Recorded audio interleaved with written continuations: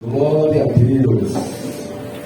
Pois que aproveitaria o homem ganhar todo o mundo e perder a sua alma? Irmãos, eu gostaria de contar com a sua atenção, irmãos. Muito bom você estar aqui presente. Superou muitos obstáculos para estar aqui. Porém, é possível que você esteja sentado aí e a sua mente está longe daqui, pensando em tantas outras coisas, menos no que estará sendo dito. Por isso, existe uma diferença entre cultuar a Deus e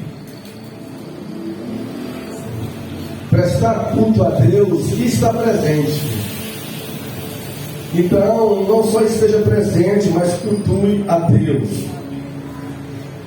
O Senhor Jesus, ele estava cercado. Eu queria que você pensasse nessa cena junto comigo. O Senhor Jesus cercado por seus apóstolos. Quantos eram? 12. Em volta dele estavam 12 homens. E ele estava pregando. Em volta desses 12 homens e em volta dele estava uma grande multidão de discípulos e de admiradores. Então, cercado pelos seus apóstolos, cercado por uma grande multidão de discípulos e de admiradores, o Senhor Jesus começou a falar algo interessante: o propósito da vida dele. Ele começou a falar: olha, eu vim do céu para a terra, e eu vim para esta terra. Eu fui gerado, eu cresci, eu nasci, eu fui batizado, eu comecei o ministério, eu estou vivendo com um propósito. E ele começa a falar do propósito da vida dele.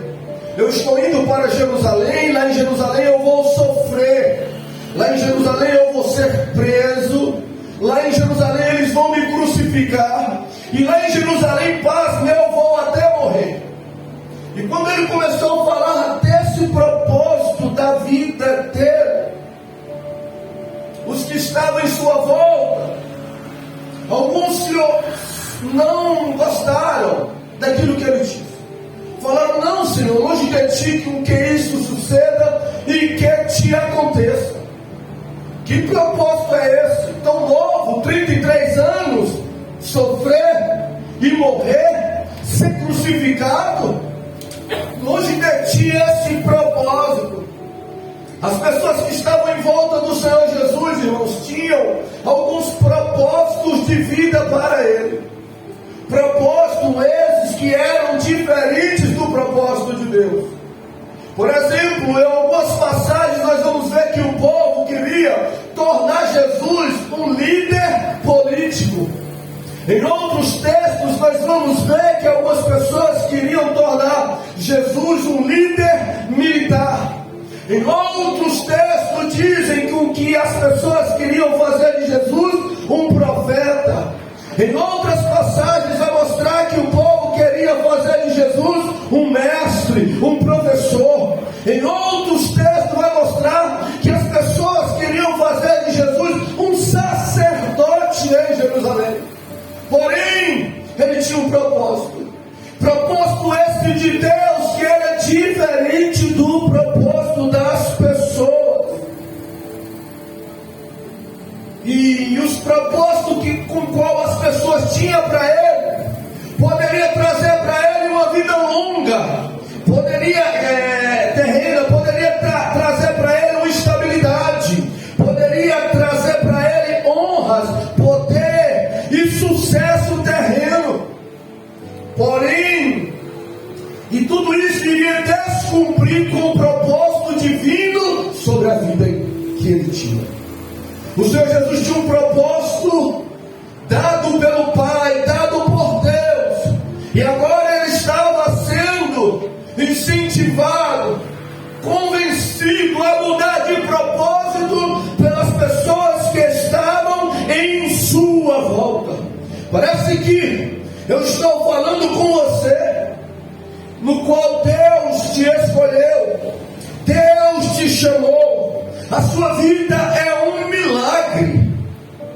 E é um milagre por conta dos propósitos de Deus. Você pode ter certeza do que Deus está falando nesta noite. Se Ele não tivesse um propósito com a sua vida, você não estaria aqui nesta noite, sentado, ouvindo esta mensagem. Você deveria ter ficado já na época da pandemia. Você seria mais um número entre tantas pessoas que morreram. Se Deus não tivesse um propósito com você, você não teria escapado daquele acidente. Aquela enfermidade seria mortal, mas você escapou, você venceu, você recebeu o livramento, porque Deus tem um propósito com a sua vida aqui na terra. E pense nisso, porque você será tentado como Jesus foi. Muitas pessoas em sua volta vai dizer concernente a propósito de vidas, no qual será diferente do propósito de Deus para a sua vida. Como aconteceu com Jesus, virão algumas propostas, virão algumas ofertas para te tirar do propósito de Deus, virão alguns conselhos. Isso é melhor para a sua vida, isso vai lhe trazer mais estabilidade, isso vai garantir o seu futuro, isso vai lhe trazer muita honra terrena. Mas não se esqueça do propósito que Deus tem para a sua vida e os planos que Ele tem para com você. Isso vai nos ensinar que se vivemos na perspectiva das outras pessoas, poderíamos ter muitos propósitos de vida, mas não teremos o propósito certo, que é o propósito de Deus para as nossas vidas. Pense nisso. Após Jesus falar, preste atenção dele. Ele falou primeiro dele, do propósito da vida dele. Eu vim, eu vou para Jerusalém, eu vou sofrer, eu vou ser preso, eu vou ser crucificado e eu vou morrer. Após ele falar do propósito da vida dele, agora ele vai falar dos seus discípulos, como se ele dissesse assim: olha, eu vim, decidi fazer a vontade do meu Pai e viver o propósito dele. Agora eu quero falar para os meus seguidores, eu quero dizer para aqueles que creem em mim, para aqueles que decidiram ou decidirão me servir, eu tenho um propósito através da vida de vocês, como meu Pai teve um propósito através da minha vida. Aí ele vai dizer assim: olha, quem quiser, não é obrigatório, quem quiser vir após mim, negue a si mesmo, tome a sua cruz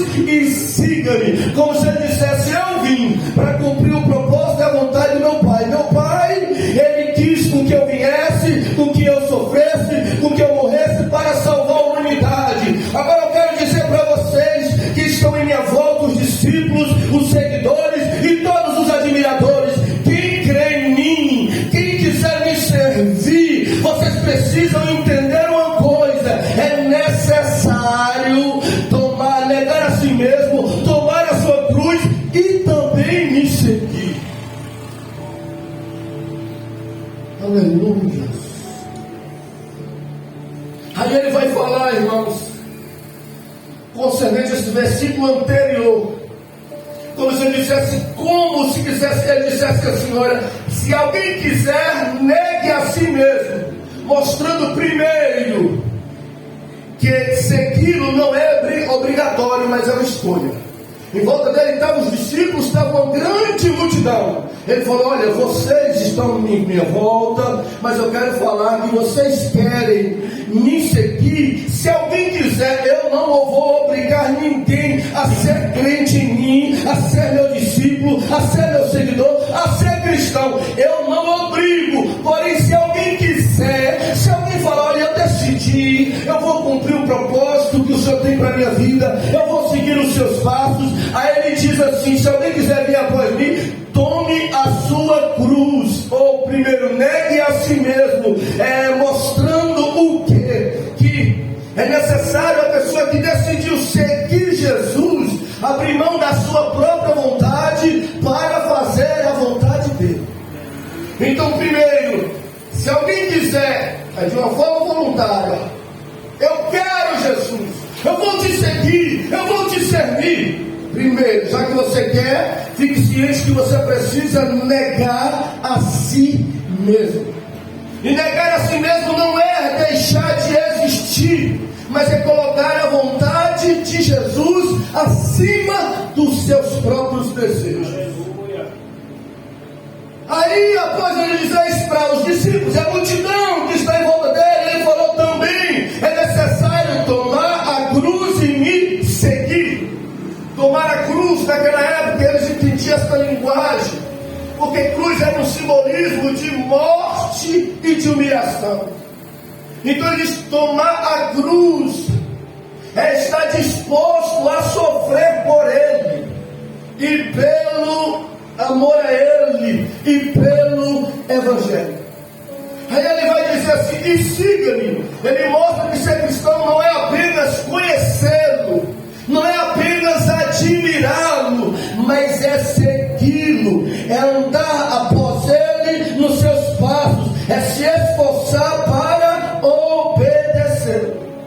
Irmãos, preste atenção, porque isso não é palavra de coach, é palavra de Jesus.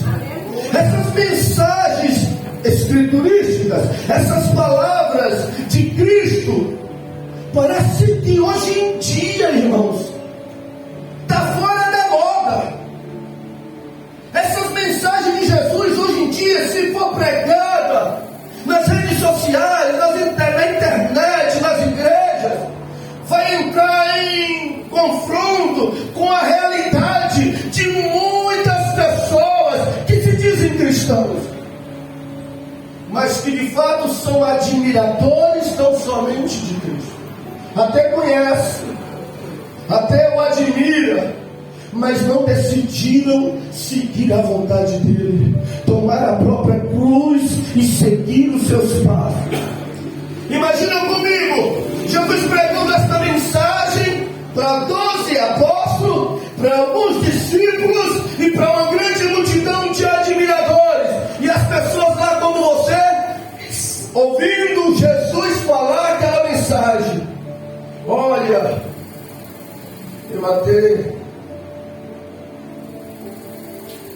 Ele dizendo assim, as pessoas pensando, ouvindo aquela mensagem, dizendo: mas espera aí, ele está falando que ser crente, ser cristão, seguir ele, crer nele, é necessário eu anular os meus desejos carnais. Pense comigo, as pessoas em volta de Cristo e pensando, então quer dizer que ele está falando que é ser um cristão nele, que servi-lo é neutralizar as tentações deste mundo.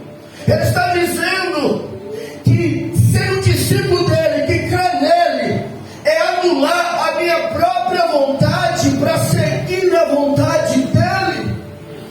É isso. Aquelas pessoas estavam ouvindo Jesus falar uma mensagem que contrariava o eu e o controle deles. E se decidir ser cristão, nós vamos ver que é de fato ter a renúncia na sua vida.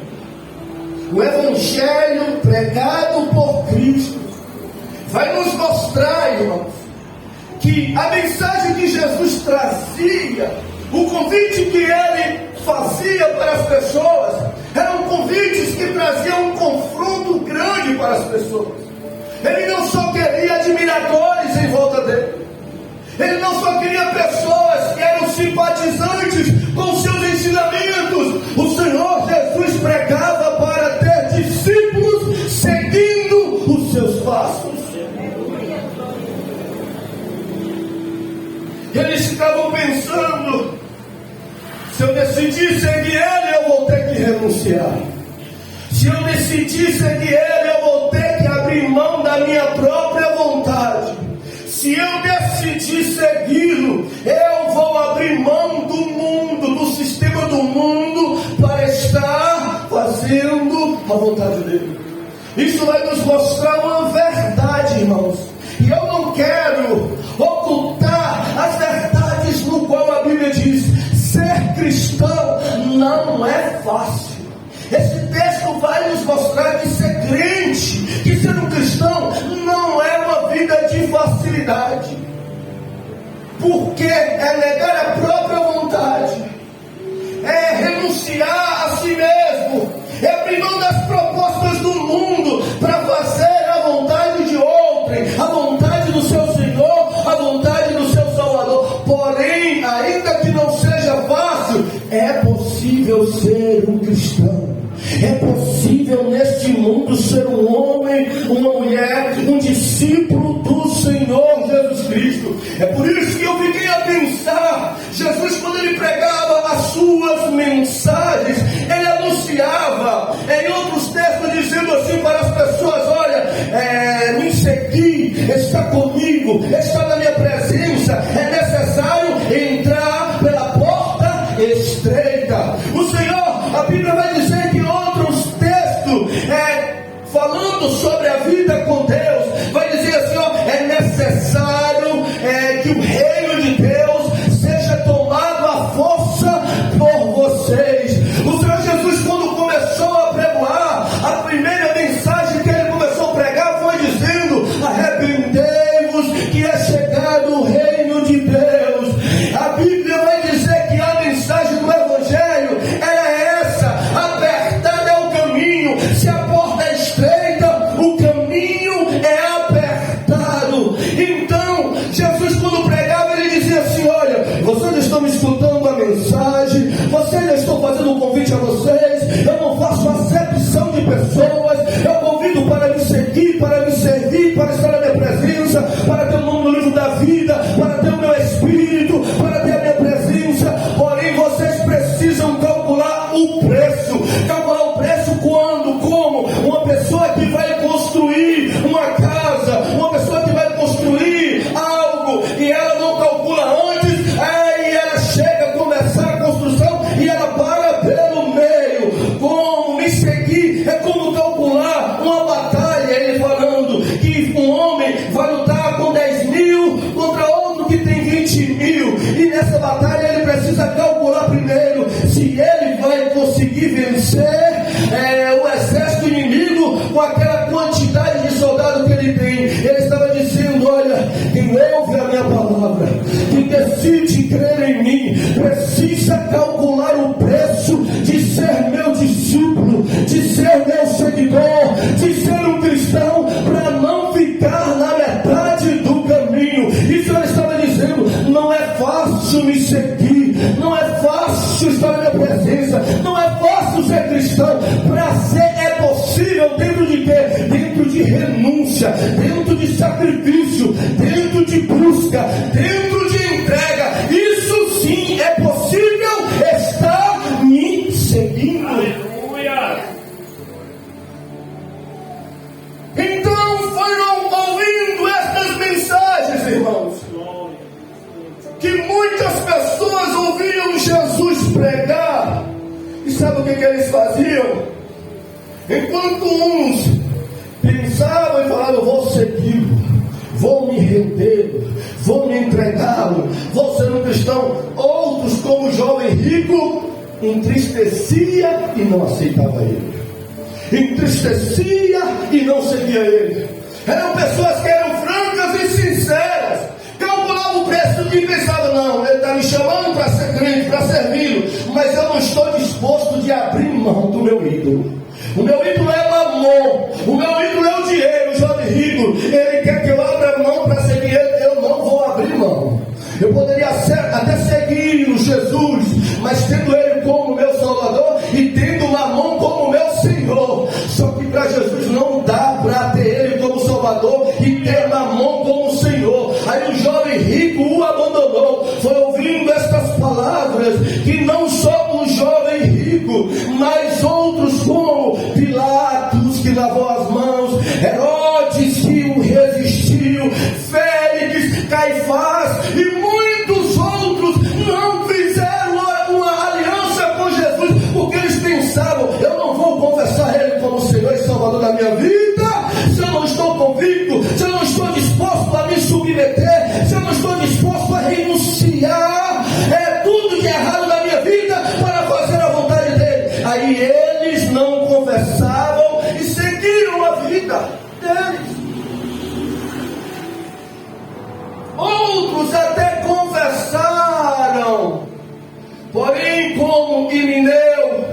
Alexandre, Fileto, Nicolau, Ananias, Safiras e muitos outros confessaram, mas abandonaram. Acharam que era demais negar a si mesmo, ter Jesus como Senhor e Salvador, abrir mão do governo próprio para ser governado por Ele, e afastaram da presença dEle.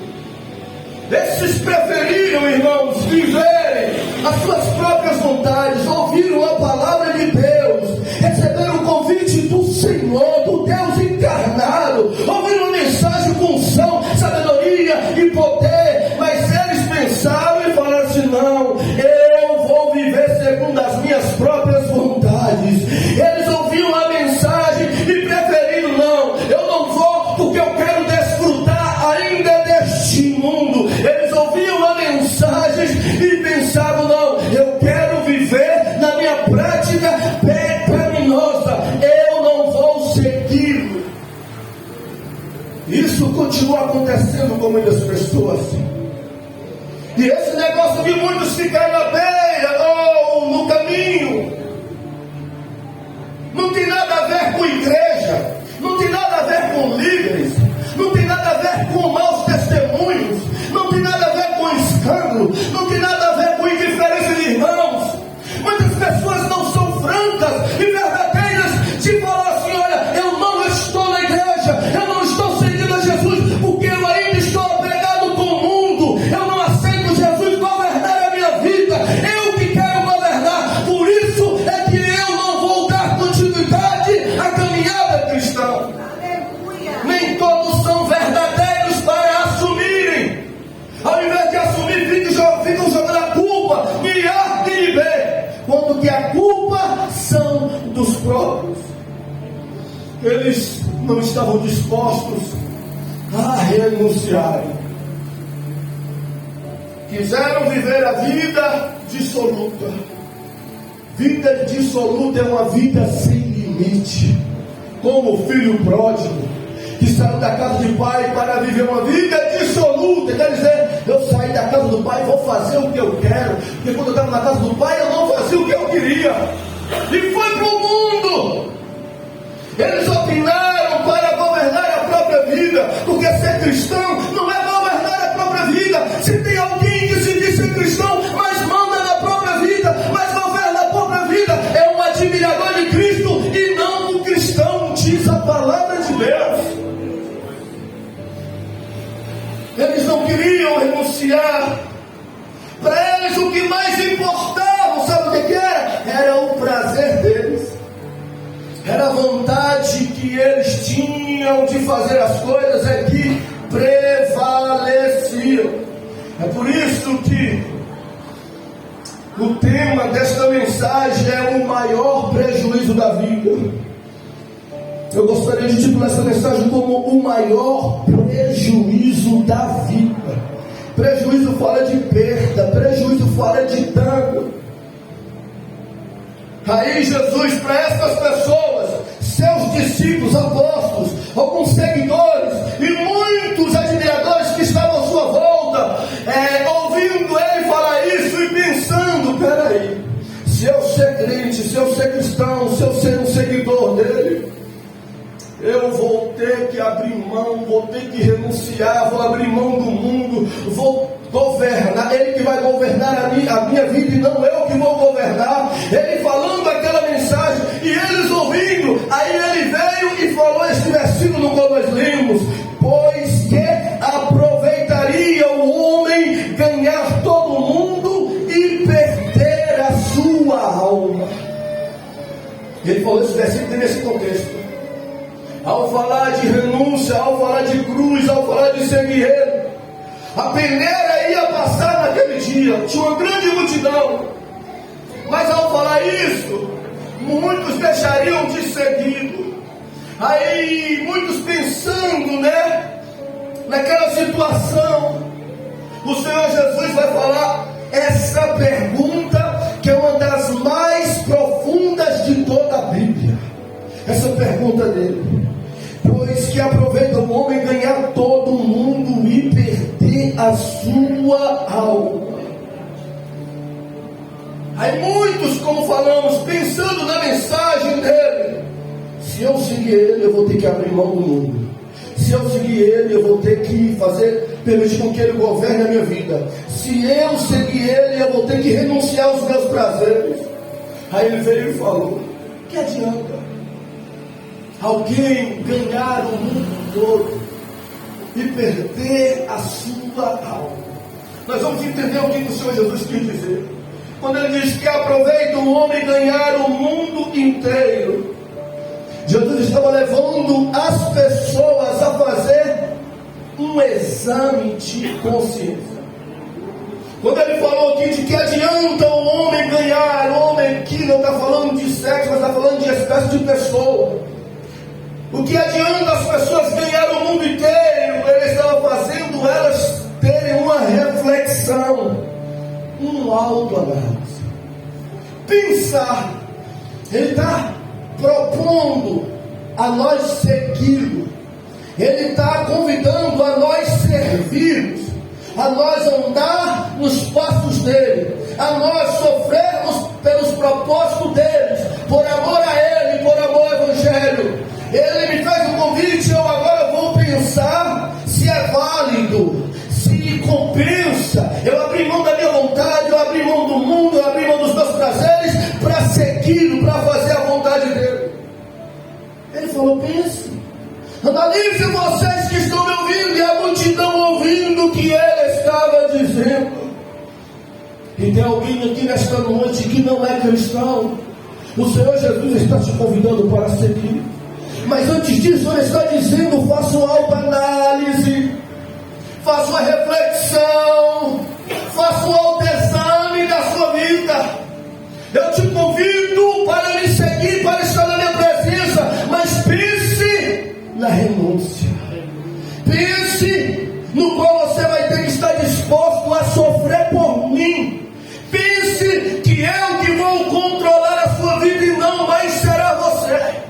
Ele te convida para vir fazer uma aliança com ele, porém ele te convida para fazer um autoexame de consciência. Nós vamos ver que ele mandou as pessoas pensarem. Por quê? Porque atitudes tomadas mudam destinos. Aquelas pessoas deveriam pensar, refletir: eu sigo ele ou não? Eu faço aliança com ele ou não? Por quê? Porque fazendo isso vai mudar a minha vida, vai mudar o meu destino.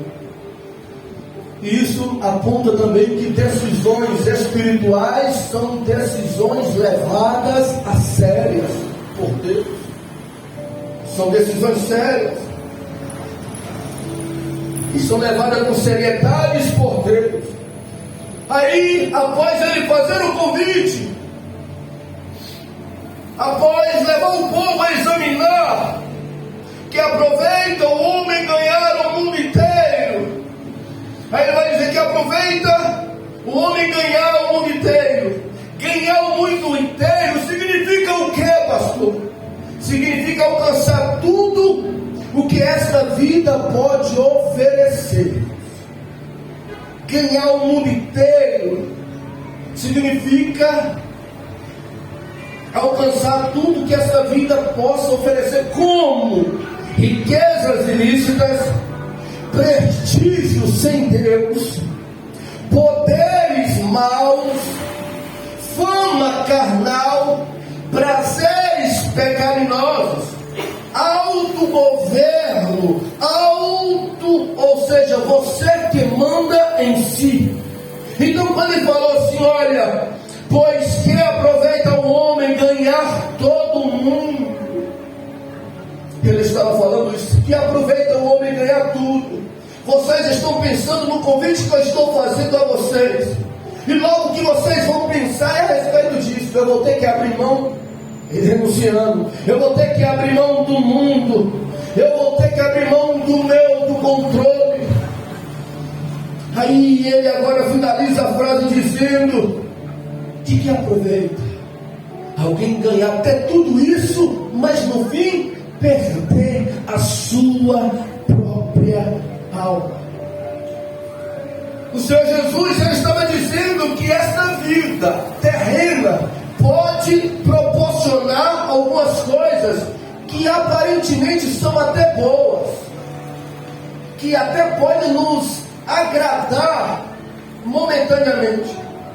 E nós vamos nos deparar com vozes carnais, com vozes malignas, dizendo assim para nós: olha, não precisa você ter alguém que governe a sua vida, você mesmo pode mandar em si, você mesmo pode controlar, você ouvirá vozes da sua própria natureza pecaminosa, vozes de pessoas carnais e vozes do inimigo lutando contra esta palavra de Cristo e dizendo: para que isso? Você tem o poder de decidir-se, para que se sujeitar à vontade dele? Faça o que você quiser, faça o que você bem sentir, siga o seu coração. Isso é a vontade de Deus. Você ouvirá vozes carnais, ou na sua natureza, do inimigo dizendo: olha, a vida é sem limite, faça o que você bem entender. Você ouvirá essas vozes dizendo: você só tem uma vida terrena, aproveite tudo enquanto você pode. Isso não é voz. Você ouvirá vozes carnais da própria natureza e do inimigo dizendo: para que renúncia? Para que negar a si mesmo? Mas lembre-se desta palavra que o Senhor está falando com você. Não sou eu que estou falando com você. Não é alguém inspirado por mim que está ensinando isso. Pois eu chamo, eu permito a pessoa escolher o que quer. Se decidiu me crer em mim, se decidiu me seguir, tem que negar a si mesmo, tem que tomar a cruz, tem que me seguir. E de que adianta abrir mão ou não querer me seguir para viver essas coisas da terra? Do que adianta ter tudo isso, mas no final perder a sua própria alma? Esse texto vai nos mostrar uma verdade, irmãos, que não é possível conciliar algumas coisas nessa vida. Como o que, pastor? Como o mundo e a igreja, como o governo e a vontade de Deus. Não tem como. Ou Deus governa a minha vida, ou é eu que mando na minha vida. Esse texto vai nos ensinar que ou satisfazemos as vontades da nossa carne, ou agradamos o Espírito de Deus que habita em nós. Não tem como conciliarmos as duas coisas. Ou ganhamos um e perdemos outro. Você pode estar disposto a ouvir, você que não se decidiu, você que já decidiu, está ouvindo essa verdade novamente. Pensar nesta noite e falar: olha, o mundo está me chamando, Satanás está me fazendo propostas tentadoras, eu quero viver segundo o meu querer e a minha vontade. Você pode decidir isso nesta noite e fazer: eu vou seguir o meu querer, eu vou abrir mão do cristianismo, eu vou abrir mão da minha fé em Cristo e vou fazer a minha vontade. Você pode fazer isso, mas fique sabendo que você vai perder a sua alma, porque o que Jesus falou: não tem como conciliar essas coisas comigo. Aleluia. E Deus está nos dizendo nesta noite que virá proposta para alguns que estão a ouvir esta mensagem nesta noite. Virá ofertas, virá tentações para a sua vida, proposta que vai lhe conduzir para um outro patamar, para uma outra facilidade, para uma liberdade sem limites, para uma condição abundante financeira, porém lista. E ele está falando: vai vir proposta para a sua vida. Satanás não lhe obrigará a você decidir, você que vai decidir. Porém, fique ciente que será uma proposta que facilitará a sua vida material, mas você perderá a sua alma. Guarde o que o Senhor está te falando nesta noite. O texto vai dizer de que adianta o homem ganhar o mundo todo e perder a sua alma. Se ganhar o mundo todo, fala sobre isso, pastor. Quer negar, quer fazer o que eu quero, quer cumprir com os desejos carnais e uma série de coisas. O que seria perder a sua alma? Perder a alma, irmão, significa perder a salvação. Perder a alma significa ser condenado eternamente. Perder a alma é ser separado de Deus para sempre. Perder a alma é abrir mão da eternidade com Cristo. Perder a alma é sofrer perdição eterna.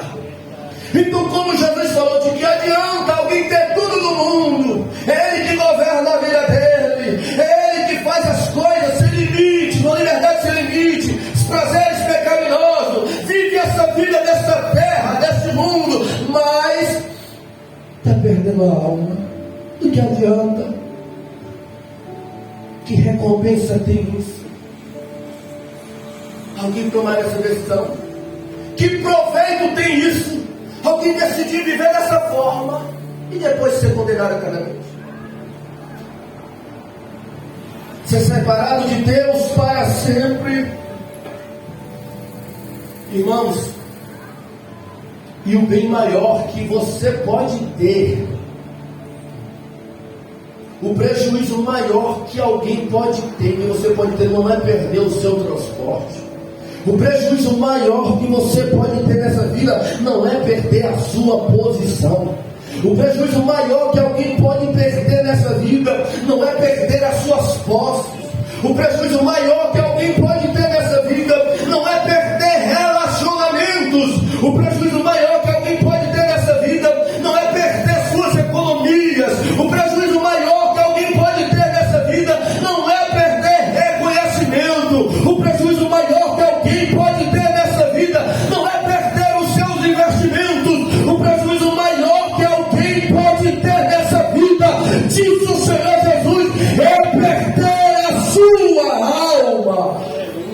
Esse é o maior prejuízo que alguém pode ter. O maior prejuízo da vida é quando alguém perde a sua alma. Jesus, ele viveu com propósito aqui, sofreu, ressuscitou, e muitos falaram: o Senhor poderia ter uma vida de sucesso, viveu até 33 anos, mas poderia viver até mais, com tantos benefícios, com tantos lucros, com tantas coisas.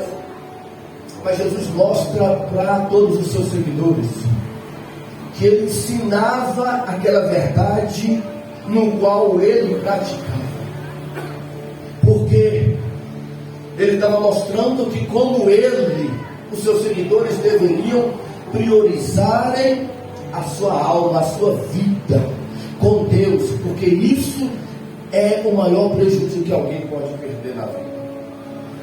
A vida do cristão aqui é passageira, e nós precisamos entender isso. Nós abrimos mão da nossa vontade, nós renunciamos os prazeres da nossa carne, nós negamos o mundo com suas propostas, mas nós sabemos que a nossa vida aqui é passageira. Estamos fazendo tudo isso, mas estamos ganhando a nossa alma. E para aqueles que pensam assim, a vida é única, a vida é passageira, temos que aproveitar e fazer de tudo. Isso, quem pensa isso, irmãos, é quem tem essa única vida para sentir alegria. Quem pensa assim, a vida é passageira, eu tenho que curtir, eu tenho que aproveitar dessa vida, é porque essa pessoa só pensa aqui. Depois de morrer, ela vai sofrer eternamente. Então ela procura aproveitar enquanto tem essa vida. O crente não. O crente desfruta dessa vida com responsabilidade, desfrutando de prazeres com limites, permitindo com que aquele que a sua vontade é boa, perfeita e agradável, governe a sua própria vida, negando ele a si mesmo, sabendo que esta vida que ele está na terra é passageira, que ao ele ser arrebatado, ele vai ficar no céu por 7 anos em uma festa chamada Bodas do Cordeiro. É a ceia do Senhor. Lá no céu a Bíblia diz, vai ser por 7 anos, Apocalipse 19. Ele sabe que ele está vivendo aqui dentro de limites, com responsabilidades, temendo a Deus, e que quando Jesus voltar, ele vai para o céu, a vida dele não vai acabar, a alegria dele não vai diminuir, pelo contrário, vai aumentar. Só no céu vai ficar por 7 anos. Após os 7 anos no céu, diz a palavra em Apocalipse que Jesus vai chamar eles, a igreja e os anjos, e vai descer na terra para implantar o seu milênio terreno, e só aqui essa pessoa vai viver por 1000 anos. Após esses 1000 anos, a Bíblia diz que o Senhor fará. João viu uma cidade descer do céu, e João diz que nós viveremos com ele, moraremos com ele eternamente. Então, para o crente, negar a si mesmo, deixar ele governar a própria vida e abrir mão do mundo, não é prejuízo nenhum, muito pelo contrário, é ganhar a própria alma, é ganhar uma vida abundante que não tem limites. E essa vida eterna, pastor, vai começar quando? Quando eu morrer? Ou quando Jesus voltar? A Bíblia diz que a vida eterna, em João 5, começa para quem crê nele. O Senhor Jesus diz assim: quem crê em mim tem a vida eterna. Vida eterna, segundo a Bíblia, não começa quando alguém morre. Vida eterna, segundo a palavra do Senhor Jesus, não começa quando alguém é arrebatado. A vida eterna começa quando alguém aceita Ele como Senhor e Salvador. A vida eterna, segundo Ele, começa quando alguém decide segui-lo e servi-lo. Porque Ele diz assim: a vida eterna tem quem crê nele. O texto não diz vida eterna terá quem crê nele, terá está no futuro, tem está no presente. Então vida eterna para alguém é vida sem fim, e essa vida começa quando alguém ouve o Evangelho, quando alguém se decide: eu vou abrir mão do meu querer, da minha vontade, para fazer a vontade de Deus na minha vida. Eu vou renunciar a mim mesmo, eu vou abrir mão deste mundo e vou seguir os passos do meu Salvador e Senhor Jesus Cristo. Aí começa a vida eterna na vida de alguém, ainda que está nessa terra, ainda que venha morrer, ainda que venha ser arrebatada. Essa pessoa não para de existir, muito pelo contrário, o melhor está começando na vida dela. Porque quando estava na terra, porque quando era fiel, porque quando seguia Jesus, estava sujeito a muitos infortúnios, a muitos problemas, a muitos males, como enfermidade, como sofrimento, desemprego, perseguição e uma série de coisas. Mas quando Jesus voltar, Ele nos livrará de todos esses problemas. O que está para a sua vida, para a nossa vida, é melhor do que estamos vivendo no tempo presente. É por isso que vale a pena crer, servir e deixar Jesus governar as nossas vidas. O maior prejuízo da vida é, irmãos, como o texto fala, aleluia, aproveitar esse mundo todo e perder a sua própria alma. Esse é o maior prejuízo da vida. Eu queria te convidar a ficar sobre os seus pés. Eu queria convidar nosso irmão Jair.